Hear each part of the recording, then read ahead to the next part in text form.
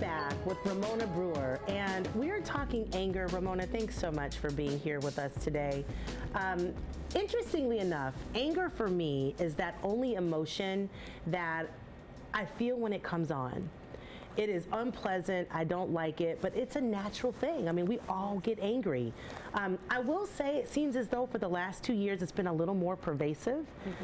What do you think has been causing that? Well, right now we're in the middle of trying to survive a pandemic. COVID-19 hit us hard. A lot of loss happened, with COVID-19. I don't think people realize how quickly and swiftly we had to change and we had to adjust because we were quarantined immediately and trying to figure it out. People lost family members. I personally was affected that way, as well as losing jobs, losing their housing, just their lives got turned upside down. So you already probably were dealing with regular stressors, but then you throw that in the mix and it's all compounded. And that's a lot. That's enough to make anyone get angry. Specifically, one thing I remember during the pandemic was the highs and the lows. The highs and the lows, not just because I was restricted and had to deal with change of staying indoors and wearing a mask, but also the constant looping on television of things that we've known forever as Black Americans playing out on the TV. What were some of the things that you were seeing with Black Americans as it related to anger with civil unrest? Well, like what you just mentioned is constantly looped, on social media, on the television. You're constantly seeing, the social justice issues played over and over and over again.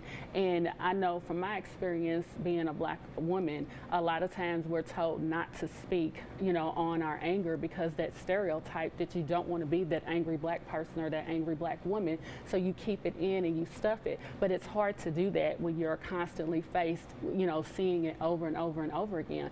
So in my practice in particularly, I've seen more African American people reaching out for help to manage the anger because they've either been directly affected or impacted by, seeing all the different social justice issues going on.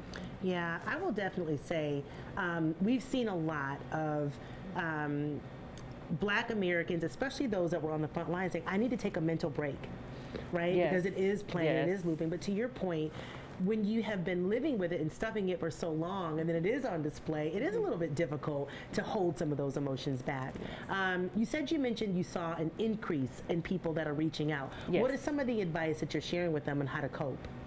So the biggest piece of advice that I give for anybody just in general is you've got to practice self-care. And I'll take it as far as us being women just in general. A lot of times we don't do that. We take care of everybody else and we put everybody else's needs first because we're nurturers. But when your body tells you that you're getting angry because it gives you signs, you've got to acknowledge those signs. So it could be a headache, it could be a stomach ache, your heart's beating fast. Listen to your body and you need to stop and do self-care. So that could be you simply walking away from the situation, doing a positive distraction like calling somebody and talking to them about the situation that you trust, or it could be somebody that makes you laugh. It could be working out, but the biggest piece is you've got to do self-care. You've got to check when your body tells you, okay, I'm angry, you need to stop, check that, and you need to take care of yourself. All right, everyone, self-care. We've got to have self-care Yes. to ensure that we're not harming ourselves. One or two things that we can do to practice self-care. So number one, I encourage people to do a joy list, like list things that bring you joy, and every day you take a few things from that list and you do that. It could be riding a bike, every day. I know people that have to walk every day. They need to, get out and socialize because, hey, we were in this pandemic, we were quarantined. We weren't able to do that. Now things are more open and we can start doing that again.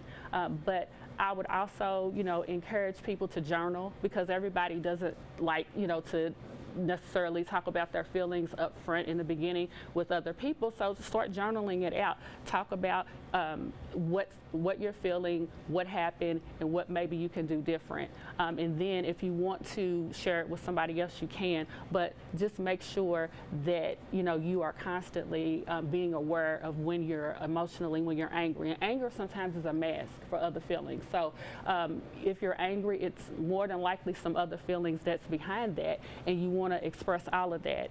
So just make sure, whether you're journaling it or verbally talking to somebody about it, that you get that out and you express it.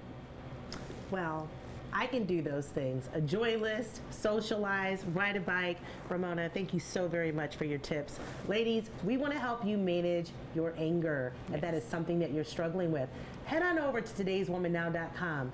Read that column in more depth. We'd like to see you work on ensuring you're taking care of you and practicing good self-care.